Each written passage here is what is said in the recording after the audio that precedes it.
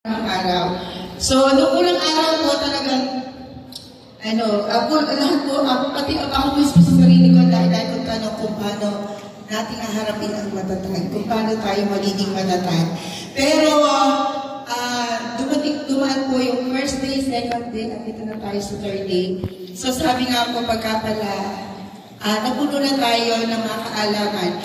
So, yung mahirap sa atin, mapapadali. Kaya po, ngayon pala, third day pa lang, sure na sure ako, meron na tayong masasabi sa sarili, confident na tayo masasabi natin na kaya-kaya natin maging matatag para sa mga bata. Tama po ba? Ayan. So, sa akin po, personally, yung takeaways na natutunan ko sa mga breaking sessions at sa mga plenary natin noong unang araw pala. Noong unang araw po, ang word of the day, congested.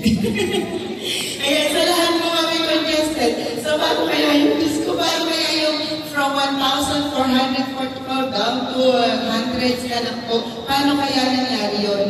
So, unti-unti po dahil po sa napakagagaling na ating mga resource speaker, na talaga naman po siguro sila ay nakinig mabuti dahil gusto nilang ma-transfer din sa atin ang kaalaman na natutunan nila doon para tayo din. Kung confident po sila, maging confident din po tayo. At para din po ang maisali natin sa mga bata. So, dahil po dyan, palakpakan naman po muna natin ang ating mga resource speaker. Dahil po sa kanila, nandito tayo ngayon at hindi na po natin nalulinawan ang mga bagay na dapat natin gawin. And then after po ng congested na akala natin ay hindi na mawawala sa ating isipan, unti-unti po, binigay nila sa atin lahat ng information, lahat na dapat gagawin step by step, hanggang sa nakarating po tayo sa, sabi nga ni Sir Romel, ay pinaka-masarap na bahagi ng ating training, ang unpacking. So ngayon po na-realize ko lang yung unpacking, bakit ba kailangan natin mag-unpack? Bakit talagang di lang pinigay sa atin? Kasi nga po, kumbaga yung level ng ating mga estudyante ay iba-iba. Tama po ba? So yung binigay po sa atin, kinompress po siya. Ngayon po sabi nga po ng aming mga resource speaker sa amin, kung kaya na po at nasa higher level ang ating mga estudyante, so hindi na natin siya kaya. Hindi na natin kailangan na maganda. Pero syempre, sa bawat klase, meron po yung iba't ibang level. So kaya nga po nakakategorize natin yung mga bata. So, doon po tayo kailangan natin silang i-reach out. Hindi po natin sila kailangan isabay doon sa higher level para po makasunod sila.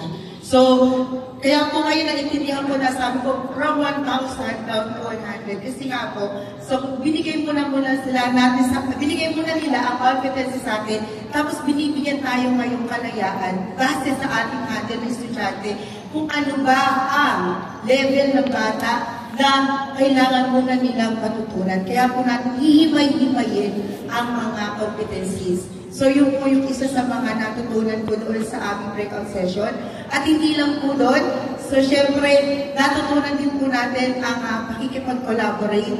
Kailangan din po natin makipag-collaborate sa mga kasamahan natin. Kasi hindi po sapat ang ating kakayanan sa sarili natin kung hindi tayo makikipag-share. Kasi sa tingin natin, minsan tama na tayo, pero hindi naman pala, kulang pa. So, mas mainam po na meron tayong share ng ideas para po mas lalo tayong tumatag. Ayun, tumatag. So, yun lang po. Maraming salamat po. Medyo nabigla ako kay Sir Sam. Hindi ako uniform kahapon. Thank you po. Thank you po, ma'am. Thank you so much po.